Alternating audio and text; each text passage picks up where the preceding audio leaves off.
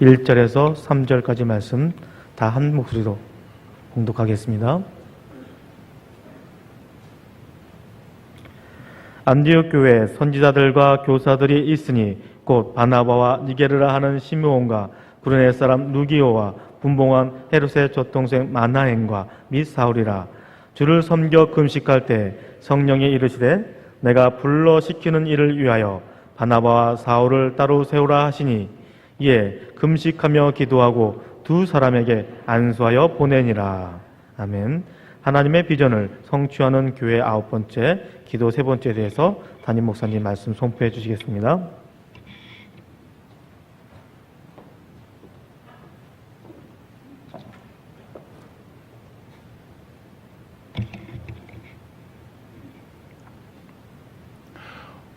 아주 활짝 개인 가을 9월 첫 주일이 되었습니다. 우리 옆에 사람들에게 같이 인사하도록 하겠습니다. 이 9월에 감사한 일과 좋은 일들이 많이 일어나기를 축원합니다.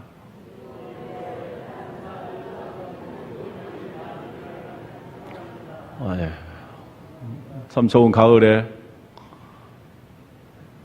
우리 모든 성도님들의 심령과 가정 가운데 감사한 일과 좋은 일들이 많이 일어나기를 주님의 이름으로 축원합니다.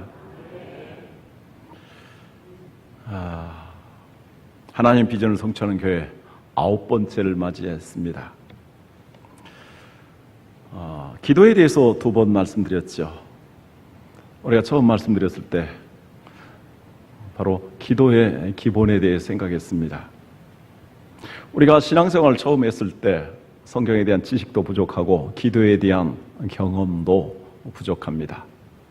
그럴 때는 하나님께서 우리가 어린아이와 같이 천진난만하게 기도하는 것을 몹시 어여삐 보시고 기쁘시게 받으십니다.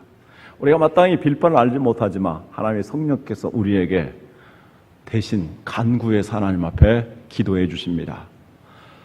분별이 없는 기도라 할지라도, 때로는 이기적인 기도라 할지라도, 때로는 잘못된 기도라 할지라도 하나님께서는 합력해서 선을 이루게 하시는 것입니다. 그러나 이제 신앙생활이 좀 되어지고 신앙이 성장하게 되면 이제 기도가 바꿔져야 합니다. 2번째 말씀드린 것은 기도의 모델이요 표준인 주님 가르쳐 주신 기도에 대해 생각했습니다. 예수님의 제자들이 예수님께 나와서 말했습니다. 예수님, 세례 요한도 제자들에게 기도에 대해서 가르쳐 주셨는데 우리도 기도에 대해서 가르쳐 주십시오. 그래서 주님이 너희는 이렇게 기도하라고 기도를 가르쳐 주셨습니다. 그것이 바로 주님께서 가르쳐 주신 기도입니다. 주기도입니다. 우리가 이 주님 가르쳐 주신 기도대로 기도할 때, 주님께서 가르쳐 주신 기도를 깊이 묵상하면서 그렇게 기도하는 삶을 살아갈 때 우리는 기도의 체계를 바르게 세우게 됩니다. 그리고 기도에 대한 통찰력을 가지고 기도에 줄이 잡히게 됩니다. 그래서 바람직하게 기도하는 사람이 됩니다. 오늘 말씀드리고자 하는 것은 이제 더 나아가서 우리의 기도가 업그레이드 되어야 한다는 것입니다. 한번 따라가겠습니다. 기도를 업그레이드 합시다.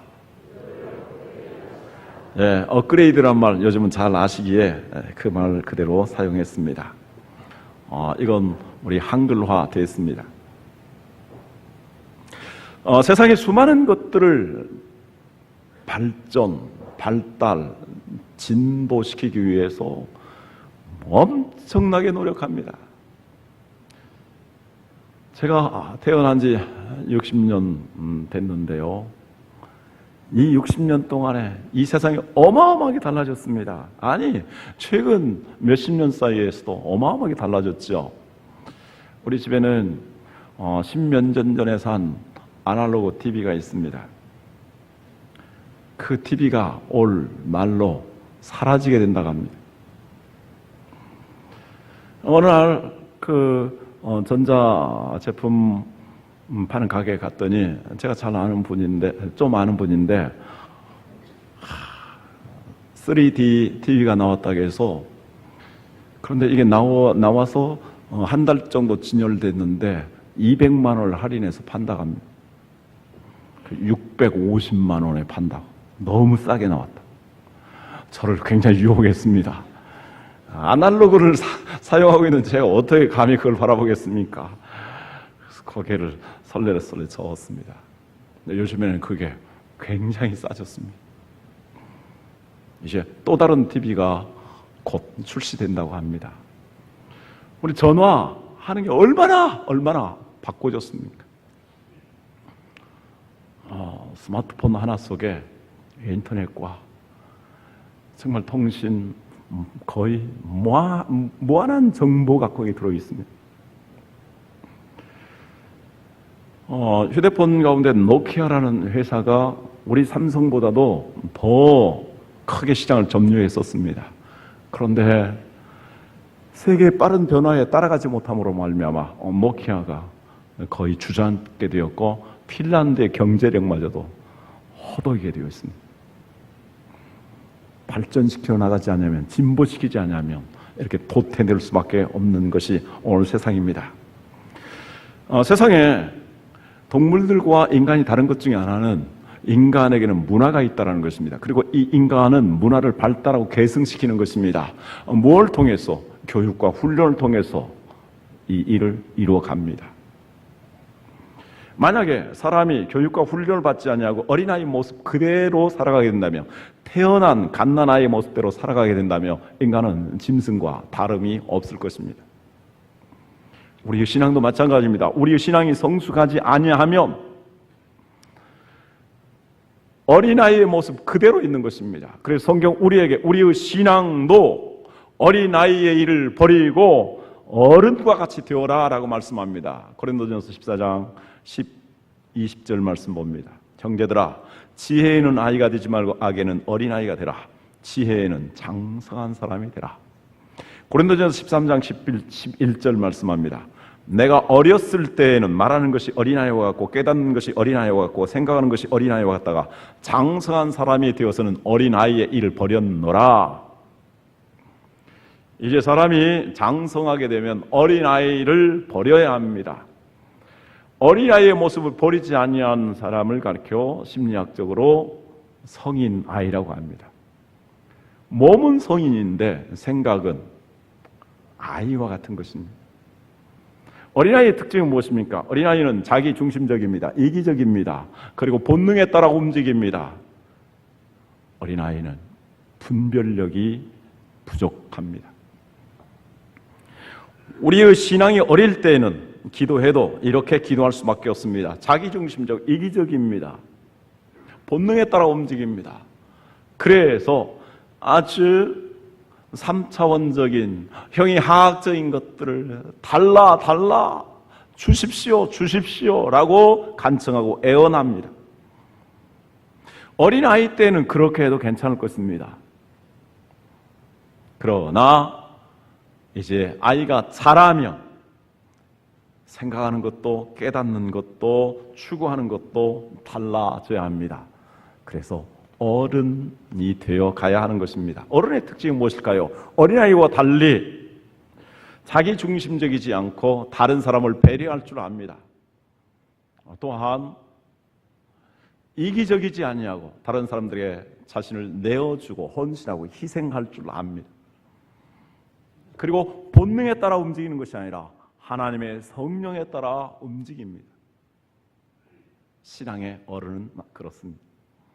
그리고 이제 분별력이 없는 것이 아니라 하나님 주신 지혜를 가지고 통찰력을 또 분별력을 발휘합니다.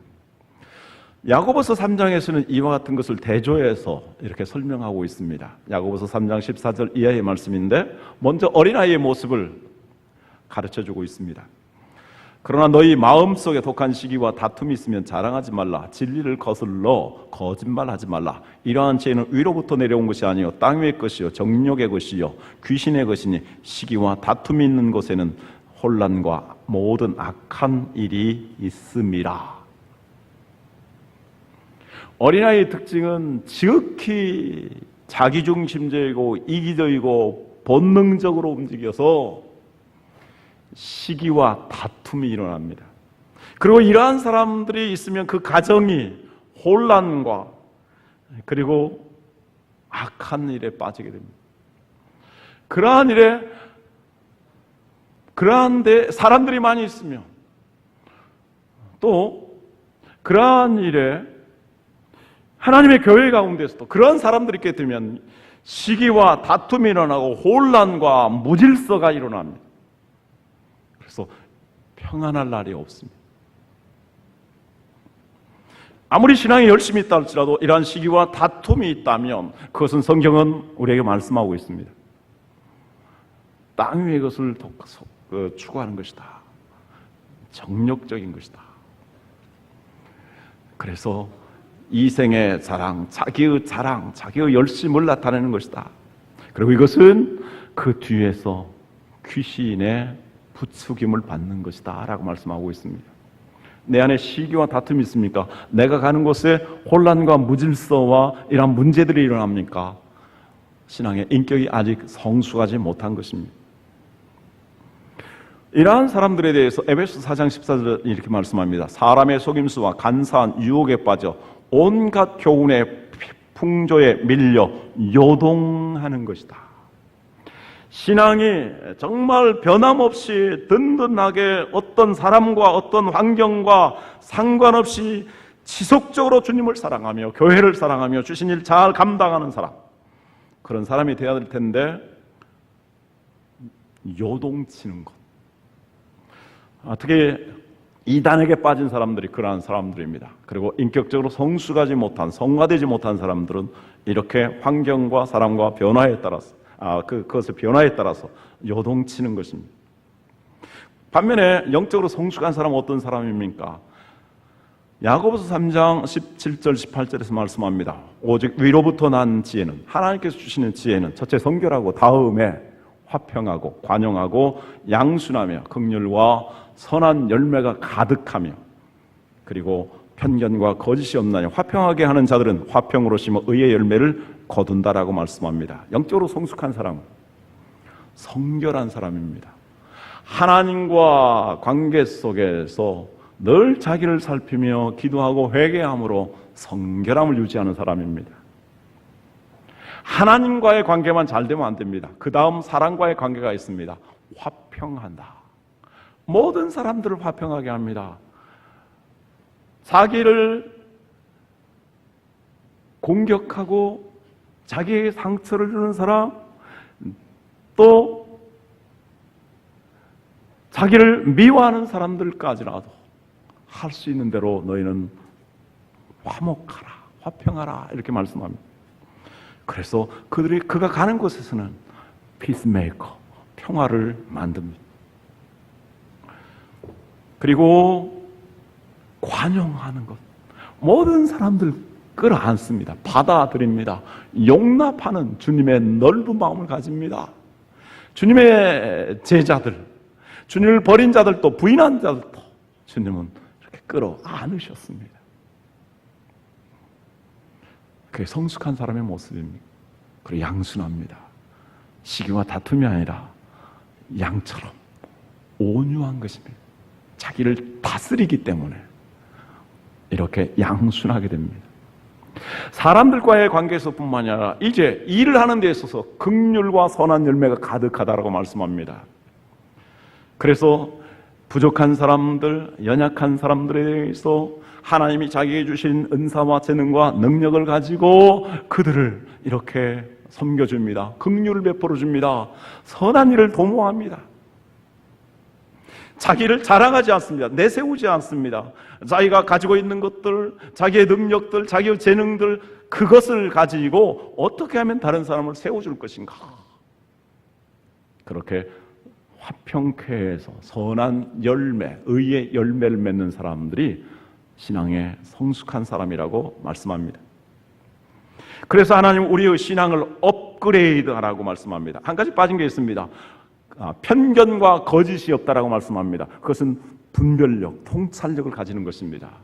하나님의 말씀에 입각해서 영적인 지혜와 지식을 가지고 어떠한 사람의 편견에, 거짓에 휩싸이지 아니하고 모든 것을 분별하고 바르게 판단할 줄 압니다.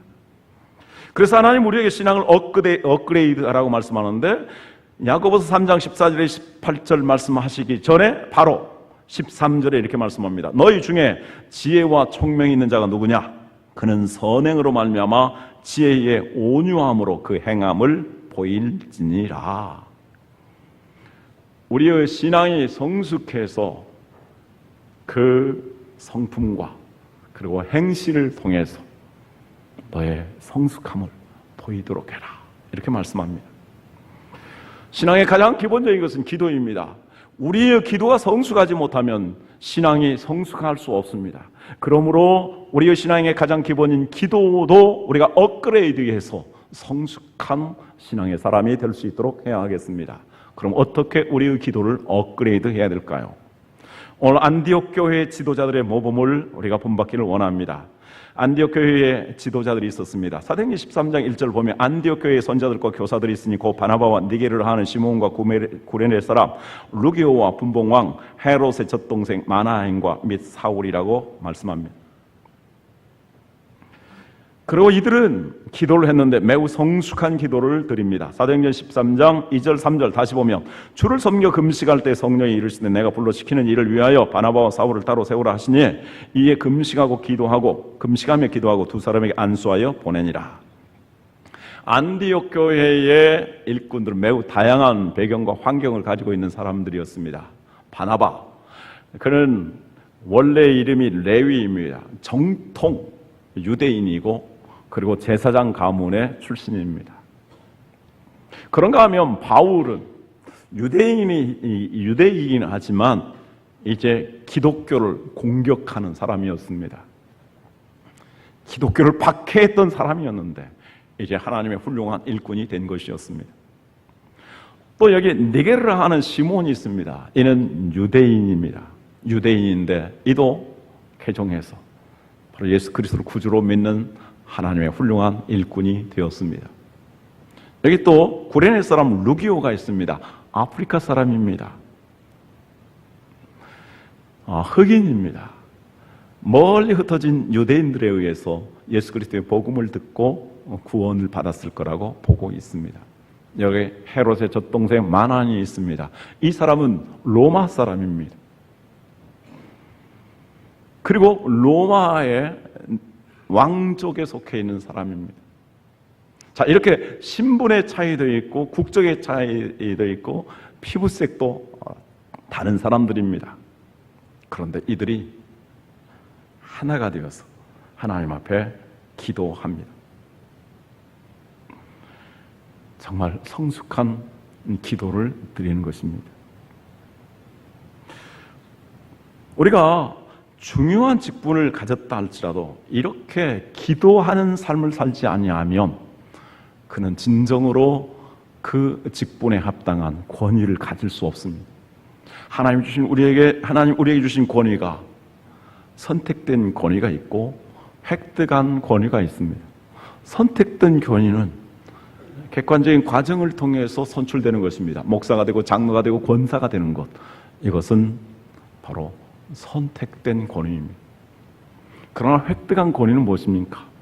그 사람이 목사의 일을 목사답게 감당할 때, 장로와 권사가 장로와 권사답게 사명을 감당할 때 진정한 영적으로 권위 있는 사람이 되는 것입니다. 목사가 되었어도 중직자가 되었어도 정말 이렇게 하나님 앞에 성숙하게 기도하지 않는다면 그는 진정한 의미의 권위가 없습니다. 그러므로 중직자들은 정말 하나님 앞에 앞서서 무릎을 꿇고 기도하는 사람이 되어야 합니다. 사무엘은 내가 이스라엘 백성들을 위해서 기도하는 죄를 범하지 아니하겠다라고 말합니다. 우리 예수님은 제자들에게 이렇게 부탁합니다. 너희가 시험에 들지 않냐고 깨어 기도하라고 말씀합니다. 그래서 교회에 정말 신실한 일꾼들은 이렇게 하나님 앞에 무릎을 꿇고 기도하되 성숙한 기도를 하나님의 뜻을 받들며 하나님의 나라가 이루어지길 위해서 기도해야 되는 것입니다. 우리가 교회에서 중요한 직분을 받지 아니하였다 할지라도 정말로 이와 같은 사람들처럼 성숙한 기도를 드리는 기도의 사람이 된다면 그건 하나님 보시기에 권위를 가지고 있는 사람이며 하나님 보시기에 보배롭고 존귀한 사람입니다. 믿음이 정말 훌륭한 사람입니다. 하나님은 외모를 보지 않습니다. 하나님 중심을 보십니다. 정말 하나님의 교회에서 이렇게 성숙하게 평생을 기도하는 사람들이 있습니다. 저는 하나님 교회에서 이런 사람들 정말로 존중하고 존경합니다. 이렇게 기도할 수 있기를 바랍니다. 그럼 어떻게 기도했는가 구체적으로 살펴볼 수 있기를 바랍니다. 첫째는 주님을 섬기기 위해서 기도했습니다. 안디옥 교회 일꾼들은 주님을 섬기기 위해 기도합니다. 섬긴다라는 것은 하나님을 예배한다라는 것이고, 하나님을 예배한다라는 것은 곧 섬기는 종의 생활을 한다라는 것을 의미합니다. 그런데 이 섬기는 일은 성숙한 사람만이 할 수 있습니다. 어린아이는 섬길 줄 모릅니다. 어머니가 아파도 젖을 달라고 때를 쓰면서 웁니다. 어머니가 먹지 못해서 젖이 받았는데도 계속 빨아대면서 칭얼을 댑니다. 그리고 주변에 보이는 모든 것들 막 갖다가 입에다 집어넣으려고 합니다. 철저히 자기중심적이고 이기적입니다. 그리고 본능의 욕구대로 요구합니다. 그러나 이제 사람이 결혼을 하게 되고 임신하며 출산하고 육아를 하면서 이제 점점 태아를 생각하게 됩니다. 그 아이를 소중하게 여깁니다. 아이를 위해서 희생하고 헌신합니다. 그러면서 어른이 되어가는 것입니다. 이렇듯이 우리가 주님을 섬기도록 기도해야 된다고 말씀합니다. 주님을 섬기는 것은 어떤 것입니까? 우리가 잘 아는 말씀 로마서 12장 1절에 3절 말씀합니다. 오늘 영상이 잘 뒷받침 안 되는 것 같아요. 문제가 좀 있었던 것 같아요. 그러므로 형제들아 내가 하나님의 모든 자비하심으로 너희를 구원하노니 너희 몸을 하나님이 기뻐하시는 거룩한 산 제물로 드리라. 이는 너희가 드릴 영적 예배니라. 너희는 이 세대를 본받지 말고 오직 마음을 새롭게 함으로 변화를 받아 하나님의 선하시고 기뻐하시고 온전하신 뜻이 무엇인지 분별하도록 하라. 내게 주신 은혜로 말미암아 너희 각 사람에게 말하노니 마땅히 생각할 그 이상의 생각을 품지 말고 오직 하나님께서 각 사람에게 나눠주신 믿음의 분량대로 지혜롭게 생각하라. 여기 제일 먼저 말씀드리는 것은 너희 자신을 산 제물로 드리라는 것입니다. 너희 자신, 너희 몸을 하나님 앞에 제물로서 태워서 드려야 된다는 것입니다. 나에게 주신 건강이 있습니다. 젊음이 있습니다. 재능이 있습니다. 은사가 있습니다. 재물이 있습니다. 이 모든 걸 하나님 앞에 태워 드릴 수 있도록 해야 한다는 것입니다.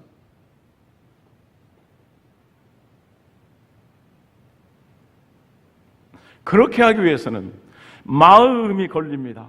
마음을 새롭게 함으로 하나님 내 마음을 변화시켜 주시옵소서.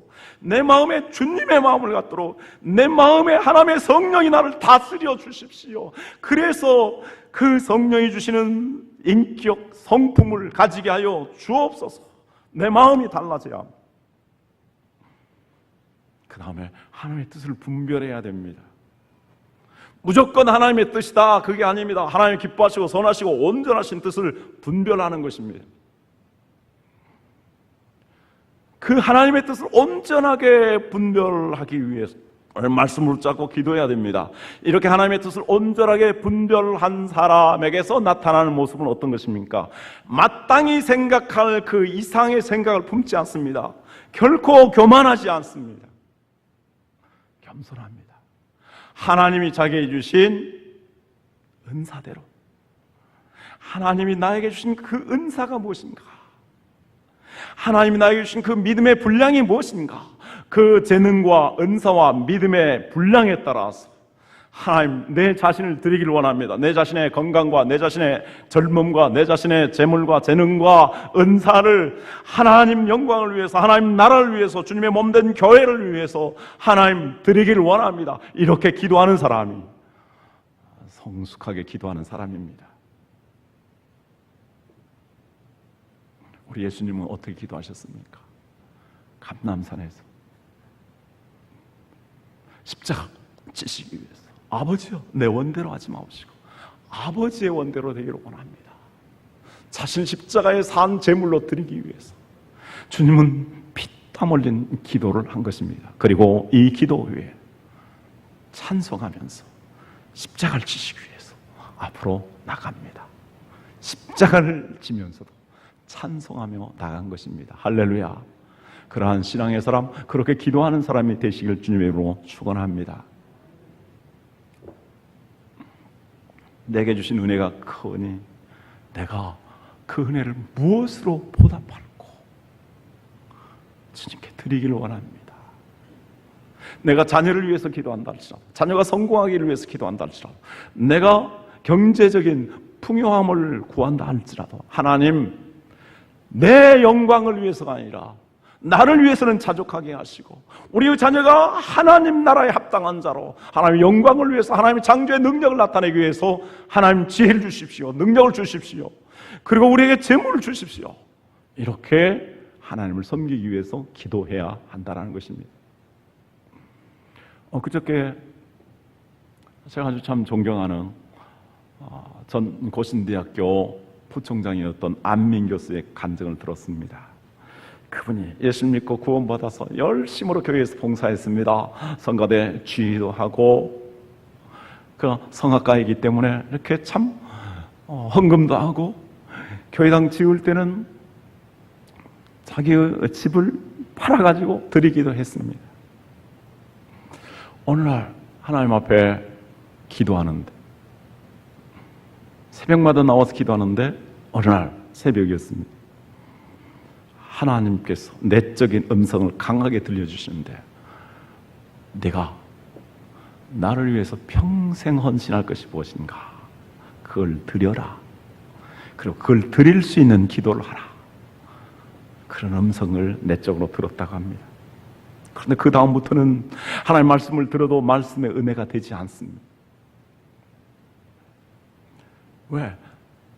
그것을 순종하지 못하였기 때문에 기도를 해도 기도의 문이 들리지 않습니다. 그래, 하나님 내게 주신 평생을 내가 하나님 앞에 기쁨으로 헌신할 것이 무엇입니까? 했더니 자기에게 주신 재능이 있는데 노래하는 것이었습니다.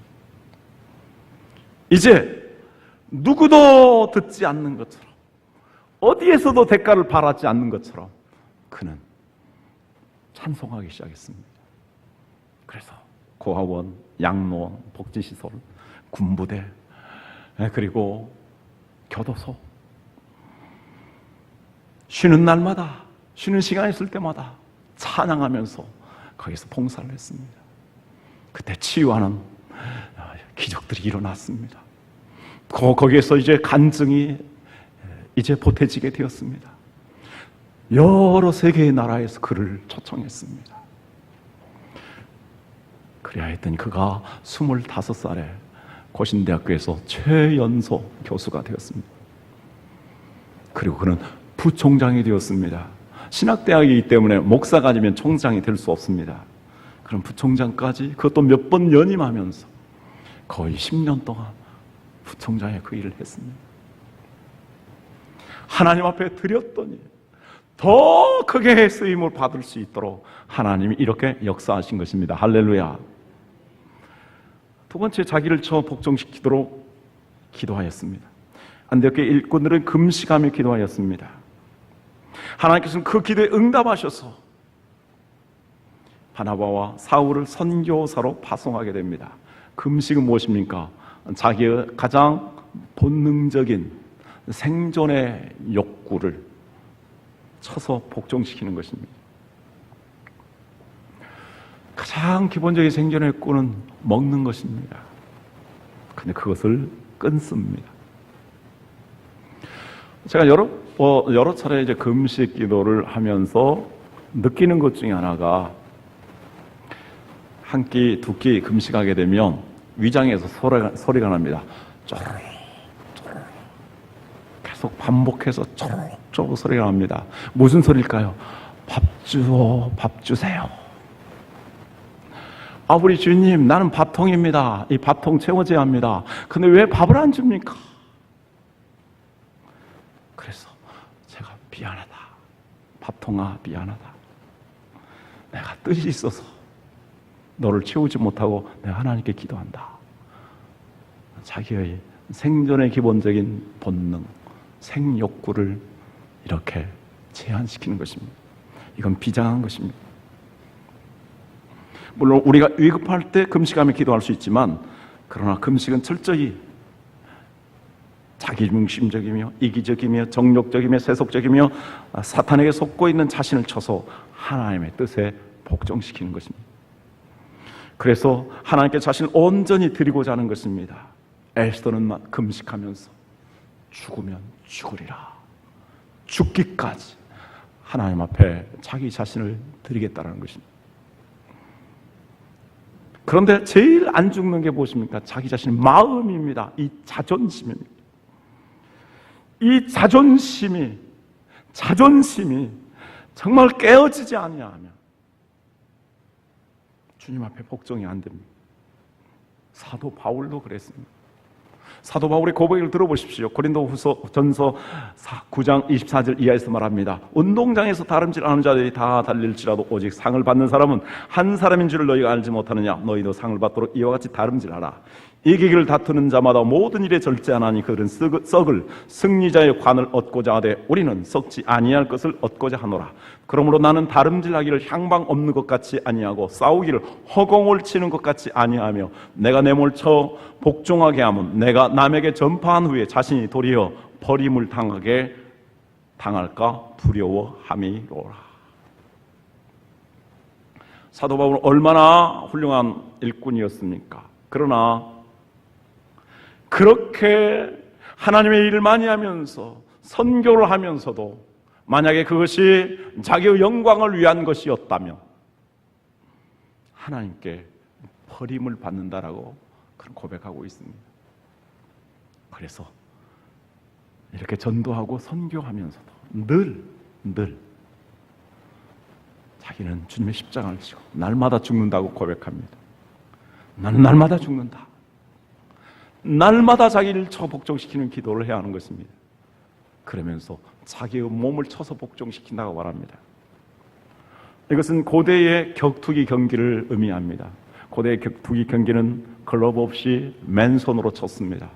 라운드 없이 한 사람이 쓰러질 때까지, 죽을 때까지 쳐서 복종을 시켰습니다.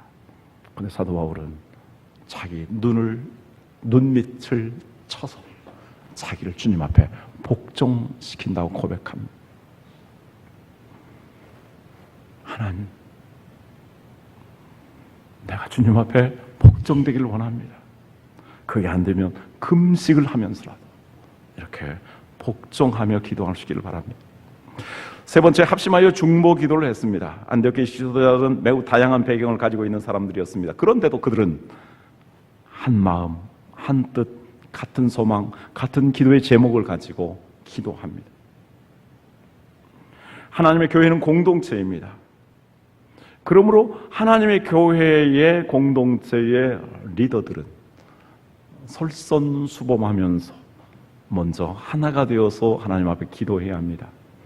안디옥 교회가 이제 성장하게 되었고 어느 정도 안정을 가지게 되었습니다.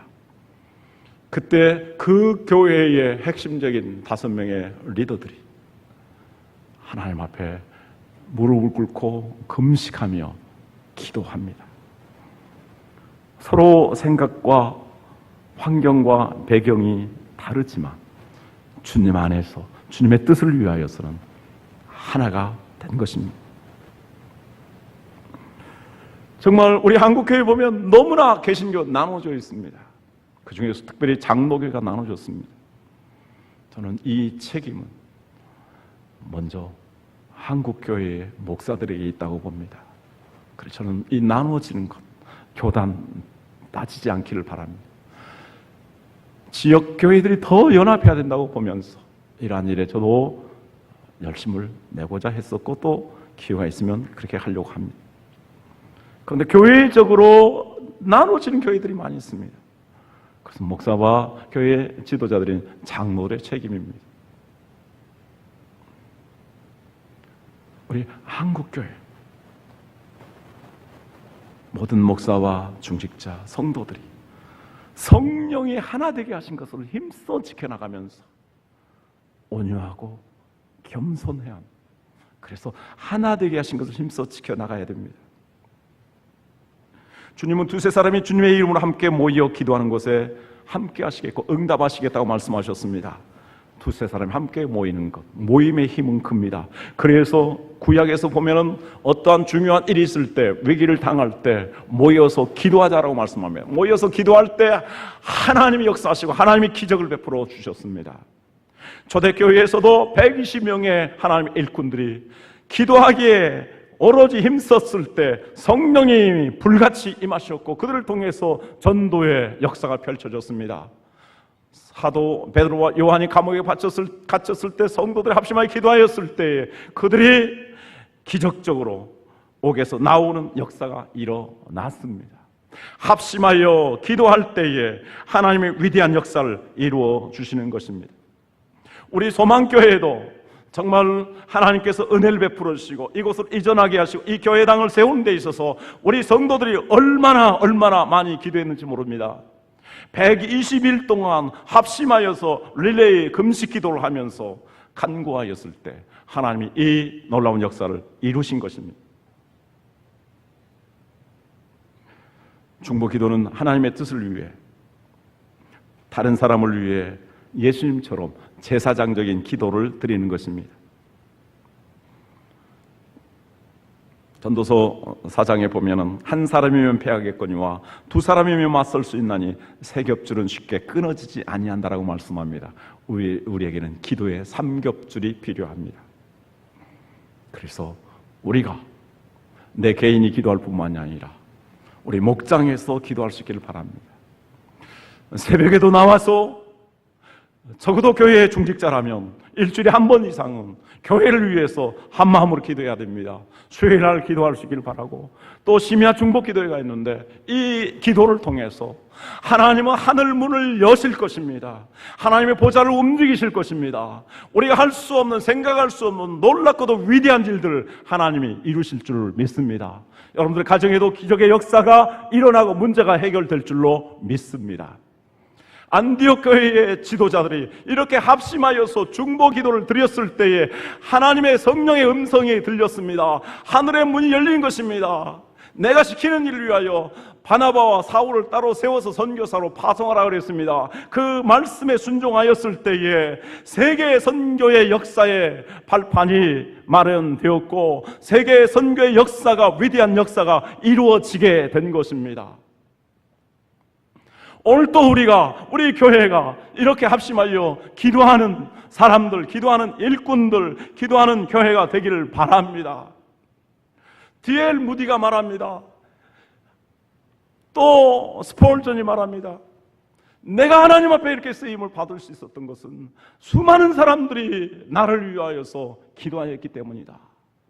바로 지하에 중보기도하는, 합심하여 중보기도하는 수십 명의 사람들이 기도하였을 때 그들을 그렇게 하나님이 귀하게 쓰신 것이고 세상을 변화시키며 하나님의 교회를 부흥시켜 나가는 위대한 역사를 이루셨습니다.